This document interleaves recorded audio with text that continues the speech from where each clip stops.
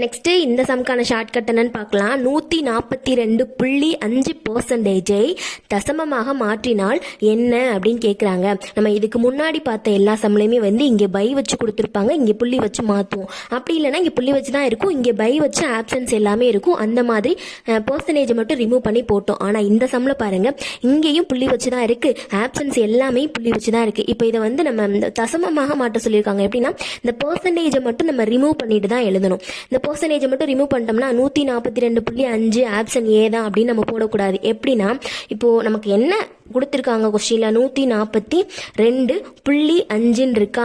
இந்த பர்சன்டேஜோட வேல்யூ நமக்கு பொதுவாக என்னது 100 தான். பர்சன்டேஜ்னாலே 100 தான். இப்போ என்ன பண்ண போகிறோம் அப்படின்னா இங்கே புள்ளி இருக்கிறது நமக்கு ஞாபகம் இருக்கட்டும். 2 0 கொடுத்துருக்கறனால 2 நம்பர் தள்ளி புள்ளி வைக்க போகிறோம். இந்த புள்ளி அப்படியே இருக்கட்டும், ஞாபகம் மட்டும் வச்சுக்கிடுவோம். இங்கே புள்ளி இருக்குன்னு ஞாபகம் வச்சுக்கிடுவோம். இப்போ இந்த புள்ளிக்கு அடுத்து தான் நம்ம வந்து 2 நம்பர் கவுண்ட் பண்ண போகிறோம். 1 2 2 0 இருக்கிறனால 2 நம்பர் தள்ளி புள்ளி வைக்க போகிறோம். இந்த புள்ளிக்கு அடுத்து இருந்து தான் கவுண்ட் பண்ண போகிறோம். 1 2 2 நம்பர் தள்ளி புள்ளி வச்சாச்சா, அவ்வளோதான். இப்போ இந்த புள்ளியும் நமக்கு தேவையில்லை. அப்போ ஆன்சர் வந்து 1.425 தான். இங்கே புள்ளி இருக்கு இல்லையா, அது வந்து கேன்சல் ஆயிரும். 1.425 தான் நமக்கான ஆன்சர்.